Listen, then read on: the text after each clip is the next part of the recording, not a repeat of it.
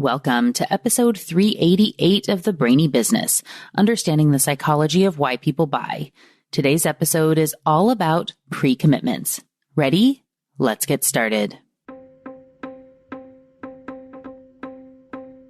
You are listening to the Brainy Business Podcast, where we dig into the psychology of why people buy and help you incorporate behavioral economics into your business, making it more brain-friendly.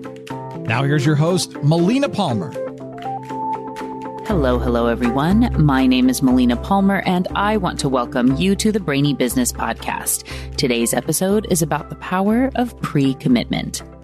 Whether you're committing to yourself or someone else in advance, a pre-commitment device can make it so we are much more likely to follow through on what we want or intend to do. It's funny how even when we want to do something and fully intend to, things can fall through the cracks and we mess up from time to time.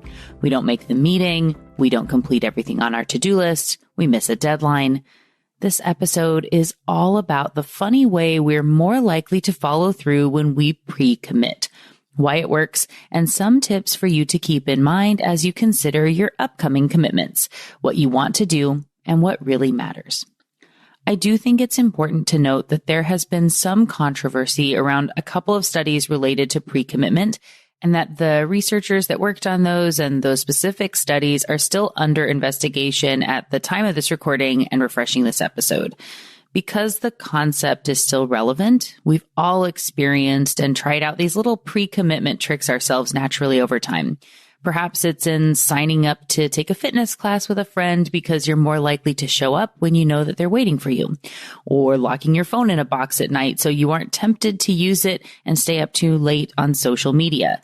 The concept is still relevant and still matters, and there's lots of research showing that it still works and that this happens. So I wanted to revisit the concept here for you today, specifically because of the guest I have joining me in this upcoming Friday's episode. His name is Mark Zhao Sanders, and he's going to be here to talk about his new book, Time Boxing. This book and the conversation around time boxing is so enlightening and helpful for everyone who wants to get more of the right stuff done and live a more intentional life. I can't wait for you to hear it Friday. And talking about pre-commitments and how they work was the perfect way to tee that one up so you're all ready to try out time boxing when you hear about it in a couple days. Don't forget, there are links for everything, including past episodes, books, and articles, all waiting for you in the show notes for this episode, which are found within the app you're listening to and at thebrainybusiness.com/388. All right, let's talk about pre-commitment. Because we humans, and some animals as well, don't always choose what's best for us, and we can be tempted by treats and wins now at the expense of our future selves, that's time discounting and other biases at play, we will often put barriers in our way to make it so we'll prevent ourselves from choosing something we might not be able to control in the moment, even though we know it isn't in our best interest. We behave differently when in a cold state, when our logical brain can think clearly and isn't overwhelmed by temptation in front of the more excitable subconscious. So we can set up those barriers to prevent ourselves from being wooed by the subconscious when it's in the hot state, and so we don't fall into those traps. That is where pre-commitment comes into play. Pre-commitments can be external, like throwing all the junk food out of the house or dumping soda down the drain. They can also be internal, like a promise to yourself that you will not break, like my commitment to have episodes of the podcast come out every Friday. Especially at the beginning, no one was sitting on the edge of their seat ready to hit download the moment an episode came out. That was all a promise to myself in hopes that eventually it might get to be something other people counted on as well. And these pre-commitments can also be a bit of a mix. So the moment I declared this will come out every Friday and I will never miss to the audience, you've become part of my pre-commitment device. So when I feel tired or distracted or get sick or whatever, it doesn't matter. I don't get to just skip a week because I've made a commitment, and I'm not the type of person who has an inconsistent podcast. To miss an episode would be very difficult for my brain to handle due to something called cognitive dissonance. We aren't going to get into this too much on the show today, as it will have its own episode soon, but cognitive dissonance is essentially the discomfort we feel when our perception of ourselves doesn't line up with our actions. Humans don't like to have these things out of alignment, and when there's ever anything off, we tend to very quickly write a story to explain why it's okay. This is a big piece of how fundamental attribution error can feel like it's working in our favor, but can actually be problematic. Let's say I did miss an episode. As someone who believes I'm the type of person who honors their commitments and would never miss, something I've said a lot, how could I cope with this sharp sting of reality staring me in the face? Would I take a good hard look at myself and say, well, I guess I'm not that type of person. I guess I'm the type of person who lets others down. Or would I be more likely to write it off as a fluke, a coincidence, to say, well, if only X, Y, or Z wouldn't have happened, it would have gotten out on time. This isn't about me because I'm not the type of person who misses this deadline. It's probably because our brains do this surprisingly quickly, write off a story that doesn't align with how we want to see ourselves. As another example, I believe myself to be the kind of person who appreciates other people's time, who respects them, and honors my commitments. But as you learned about in the episode about planning fallacy recently, I'm also really bad at wanting to do that one more thing before starting the next thing. It's my nature to think I can answer this one email before jumping on that Zoom call or running out the door, and that can make me a minute late instead of a minute early. That creates some cognitive dissonance for me, and for a long time, I did the easy, natural thing. Writing it off and saying things like, but I have so many emails, they must know I have other meetings. When could I answer them if I don't do it now? And all the other good stuff that my brain is going to be creating for me instead of admitting that it's a trend. I can look back at my past behavior and say that I was a minute or two late every single day, at least once a day, usually more for a really, really, really long time, perpetually just a little bit behind. Now comes the choice. Do I accept that this is the person I am and know that I will fall victim to these temptations so other people just have to accept it? Thankfully, no. Instead, I can establish some pre-commitment tactics while in a cold state to help set me up for success when that moment of weakness comes. I could set all my clocks to be a few minutes fast. I can only allow myself to check emails or do other miscellaneous tasks at a certain time of day once I'm done with calls. I can set my meetings to have a buffer of at least 5 minutes to allow for proper transition between them. I can use my time timer and have it set for 5 minutes before that time to help wrap it up 5 minutes in advance to actually have the buffer between meetings. I can have a plan, an agenda for each meeting and be more firm with myself saying, I do not let meetings run long. And if it looks like one is going to run long, instead of letting it happen, pre-schedule a follow-up time before we hit that time limit that we've set in advance. I could have my husband watch my calendar and stand outside my office door to listen if I actually get off the phone when I am supposed to, and have some sort of fine that I have to pay to the house fund or a penalty chore I have to do as a punishment if I don't keep my commitment. In a really extreme case, I could set up my phone to shut down at a set time and end calls, or not pay for Zoom so it has the 40-minute call time limit no matter what and just kicks you out whether you're mid-sentence or not. You get the idea, right? The thing to know is there are lots of ways to help keep yourself committed, and understanding what's happening in your brain can help you do better if you've struggled with this in the past. And if you're a human, I can pretty much guarantee you've had this come up at least once because we all do it. It's a natural thing. But the thing about pre-commitment is, while it does help us stick to the right stuff, what we really want to do, what we know is good for us more than if we just wing it, because of that cognitive dissonance problem, we can also be really good at ignoring our own best intentions so that it doesn't always work. If you aren't ready to face a real problem, to look at yourself in the mirror and say, you know what? I am actually one of those people I have vowed to never be. I've pretended that I'm punctual and that other people's time matters to me more than my own, but in the heat of the moment, I often make the wrong choice and show up late, even if it's only a minute. It isn't okay. I accept that I have done this in the past, that this has been in my nature, and there's no explanation that will make it okay for me. There's no reason I will accept to say this is acceptable in the future. I will not do this anymore, and I will not explain it away. This is the most important thing I can do for my personal brand, keeping my commitments and showing up when I say I will. So this will be my focus now.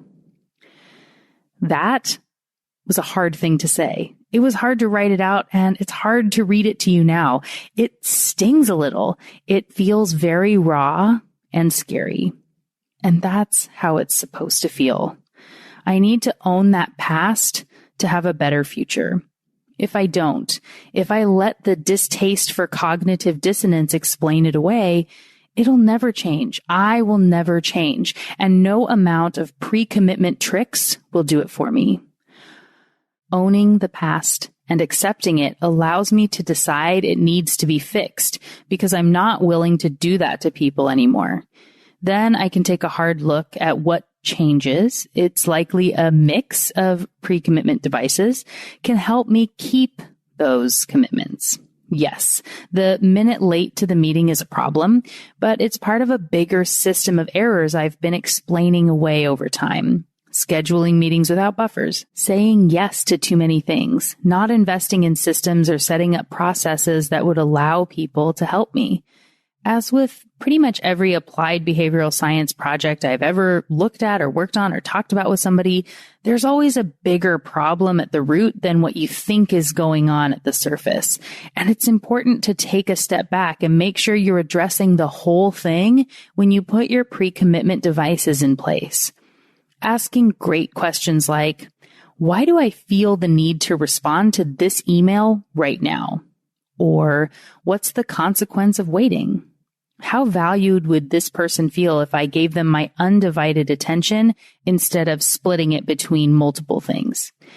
How is not ending this meeting on time actually being disrespectful to the person I'm talking to, breaking a promise to them, and the person who's waiting on the other side, whether it's my next meeting or a 7-year-old ready for his favorite grilled cheese? Once the motivation is clear, it's easier to find a pre-commitment device or series of them that will work to help you overcome the problem. I could have conversations with others to help keep me in line and may even come up with some more extreme tactics like the penalties enforced by my husband, or because he's really busy too and it isn't his job to sit outside my door, I can just promise to be honest about it and live up to that, which is possible when you aren't trying to fix 25 things at once. Back to the advice I've given on goal setting and mindset work over the years, you just can't have too many things you're working on at one time because then you have an excuse to not do any of them. You can just do surface level stuff on 10 of them and never make any real progress. Finding the most important thing to work on and dedicating all your willpower to that one thing is much more likely to succeed. And you can be honest about what may be allowed to slide to help accommodate that in the beginning phases or forever. In my case, it might be the badge of being busy and having a lot going on. I need to accept that having sanity and space in my day is a good thing and doesn't mean I'm not accomplishing things. Often it's quite the opposite. As I experience it, the pre-commitment devices will work even better then because they're getting results and helping me achieve the cognitive alignment my brain craves without having to tell myself white lies to make it fit. I really am becoming the person I want to be. Depending on the goal you choose to use your pre-commitment tactics to help with, there are some really cool apps and ideas that can help you get there. The first one is called Stickk, and that's Stickk. I've talked about this on the show before. It's crafted by behavioral economists to help you stick to your goals. Say you need to write your book or release podcast episodes every week or go live on your social media every day, exercise daily, whatever. You can set up a commitment for yourself and say that for a period of time, you're going to stick with it no matter what. You set it up in the cold state and may say, I'm going to walk every day, rain or shine, for 90 days for a minimum of 30 minutes a day. And if I ever miss, then a donation of $500 will be made to a cause I hate. So say if you're a Democrat, the money goes to a Republican candidate. Or if you're an animal rights activist, the money goes to a hunting organization. Whatever is the thing that you can't stand the idea of giving a donation to, that's the right thing for you, because it will help you keep that pre-commitment when you're feeling lazy or it's raining or whatever. And because it's automatic and uses the GPS on your phone so you can't fake it, you know that if you don't get your 30 minutes in by midnight, it will auto transfer and you can't stop it. Then can you wait a half hour to watch that next episode on Netflix? With motivation like this, it's a lot easier to stick to. The next app is called Forest. This one can be used if you want to be more productive and especially if you have a hard time not getting distracted by your phone. So, if you should be writing but always feel tempted to pick up the phone to scroll through Instagram, consider this one. Forest gives you the opportunity to create a virtual forest. And each time you have a task you need to commit to, you choose and plant a virtual seed.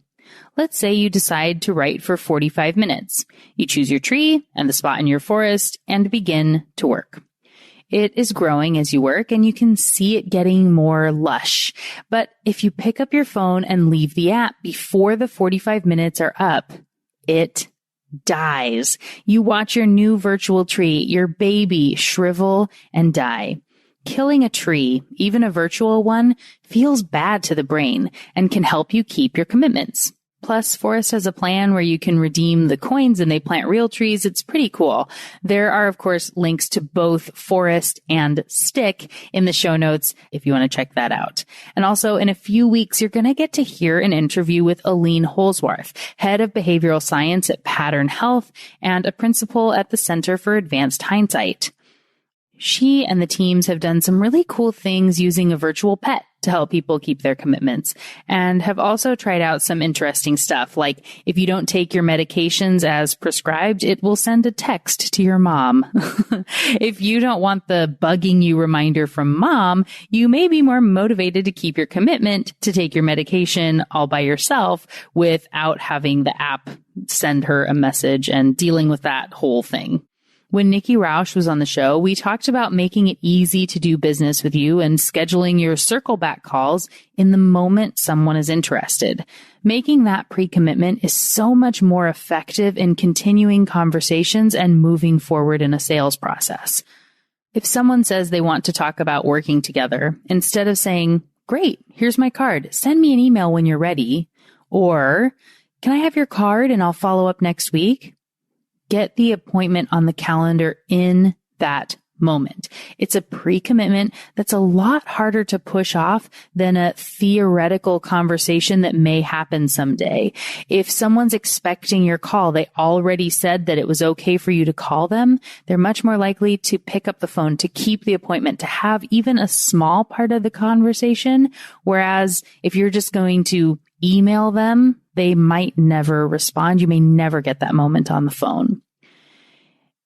As another example, if you want your team to work on a project and you want them to get it to you at a certain time, don't say, "If you can get that done as soon as possible, that would be great." Because that can be any time. There's no urgency or commitment in place. Instead, if you say, "I'm hoping to review this first thing when I come in Thursday morning at 8 a.m. Will you have it in my inbox before then?" When they say yes, they've made a commitment to have it for you, and they'll be much more likely to keep it, especially when you didn't set any sort of expectation in the as soon as possible scenario where nobody really knows when you want it. Again, you can't ask for everything tomorrow morning, and if someone asks you to do something that's going to be impossible to complete with what you have already on your calendar, it's important to gently push back and acknowledge if it can't be done. Set the expectations up front to help everyone be on the same page and comfortable with the commitment. For example, let's say I asked an employee to have something for me by Thursday at 8.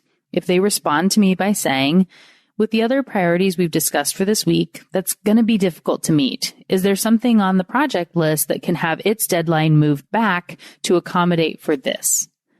That would force me to look at the list of projects and prioritize for the team member instead of them having to guess, which almost never works out the way that you want, and can help reset my expectations. Or maybe I'm going to ask someone else to do it. Maybe I'm going to move a different project to someone else. Maybe I need to move another deadline back. Maybe there's something they thought they needed to work on that's really not that important. It's just an opportunity to realign. You get some good communication and helps everyone to honor their commitments and keep moving forward on that same team. All right. I want to close out this episode with one of my favorite pre-commitment tactics, the loss aversion jar. You heard me talk about this when I first came up with it on episode 9 and a few others, maybe in a presentation or two, because, I just love it so much. Here's how this pre-commitment piece works. Let's say you want to buy a new computer or sign up for a program you're excited about or finally stick to that weight loss plan, finish your book, whatever. You need to set up a date for when it will be done, for how long you're going to be on this commitment track, as well as a budget for what you're going to have at the end. So if the item at the end is a new computer and you need about $2,000 for it, then say you set your goal for 6 months out and you decide that you're also going to put this in tandem with writing that book or working on articles or whatever it happens to be. And so you say you're going to write for 30 minutes every day.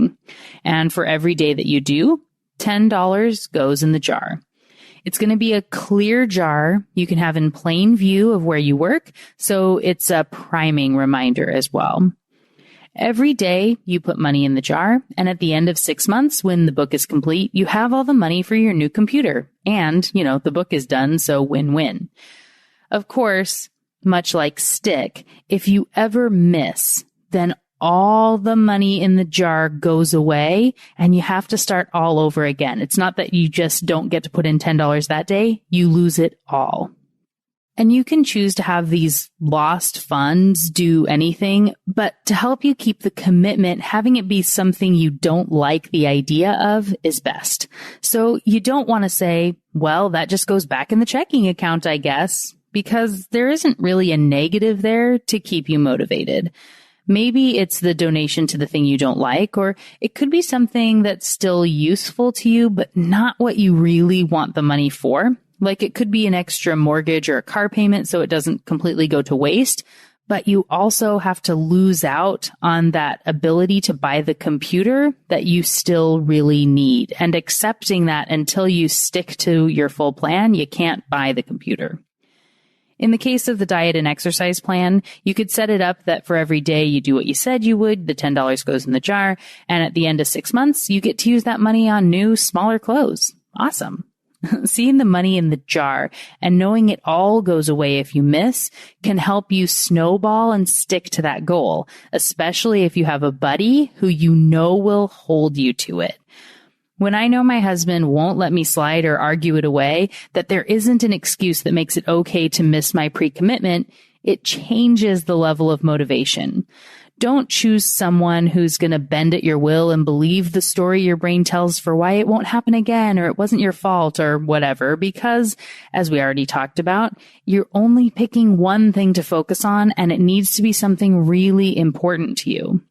It needs to be worth the time, worth the effort and sacrifice, and then the pre-commitment devices you set up will help propel you forward and jump past the parts where you might have fallen off the wagon before.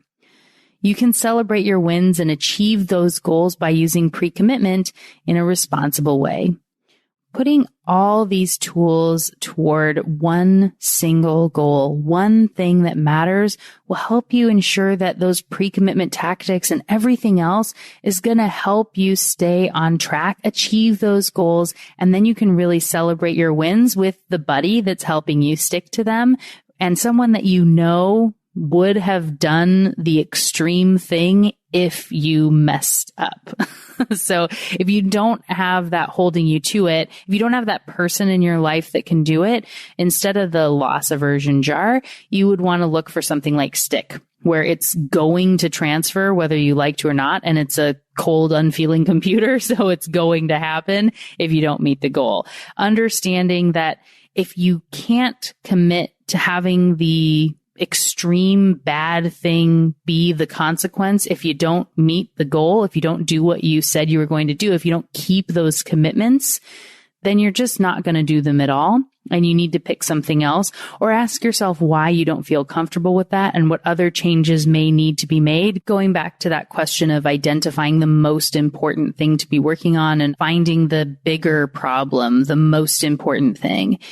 If you're not ready to commit to it, don't work on it right now, and maybe find something else that you can work on to help you build that snowball, to get a couple of small wins. And if you know that 90 days is too long, you can start with 10 or 5 or whatever it is, just something so that you can see that you can do it. When you focus, set your intentions on something and know that you're just not going to give up and it won't be acceptable, and it's that one thing, it really, truly can make a difference. So I'm asking you now, what will your goal be? And when will you achieve it? Make the commitment by sharing it with me on social media. That's a nice pre-commitment device for you. So, what got your brain buzzing as you learned about pre-commitment today? For me, this is a really, really cool episode to be working on right now. A little surreal as I'm writing and recording this intro outro to the refresh several weeks in advance, but this episode is going to be the first one to come out after I do my first TEDx talk in Portland on April 27th. And I'm actually talking about a lot of similar concepts as we're in this episode. That talk is about understanding how our brains play predictable tricks on us that keep us from accomplishing our goals and getting big things done, and how if you commit to one most important thing at a time and understand those key 4 tricks of the brain, you can do truly amazing things. Reading back through this episode, which I wrote and recorded 4 years ago while preparing for the TEDx, and to see that, yes, I really have been talking about this in a similar way and seeing results for myself and my clients for a really, really, really long time is just so surreal, I guess, and reassuring. That video from TEDx Portland is, of course, not available yet since it will have happened just a couple days ago. So it won't be available yet to put in the show notes. I'm not sure how long it's going to be before I have it, but you can be sure that we will put it all over the website at thebrainybusiness.com and social media when it's ready. If you are listening to this a bit after the episode originally aired and you like the idea of what I talked about here on the episode, please do check to see if that video is available. Watch it, share it with a friend you care about. Let me know what you think. I would love to hear from you, and thank you in advance. You'll find me as The Brainy Biz pretty much everywhere, and as Melina Palmer on LinkedIn. And of course, do tune in this coming Friday to my conversation with Mark Zhao Sanders on his new book, Time Boxing, and all the wonder that can come from this amazing practice. Remember, there are links in the show notes for my top related past episodes and books, articles, a time-stamped summary of the episode, and more. It's all waiting for you in the app you're listening to and at thebrainybusiness.com/388. And just like that, episode 388 on pre-commitment is done. Join me Friday for a brand new episode with Mark Zhao Sanders talking about time boxing. It's going to be a lot of fun. You don't want to miss it. Until then, thanks again for listening and learning with me. And remember to be thoughtful. Thank you for listening to the Brainy Business Podcast. Melina offers virtual strategy sessions, workshops, and other services to help businesses be more brain-friendly. For more free resources, visit thebrainybusiness.com.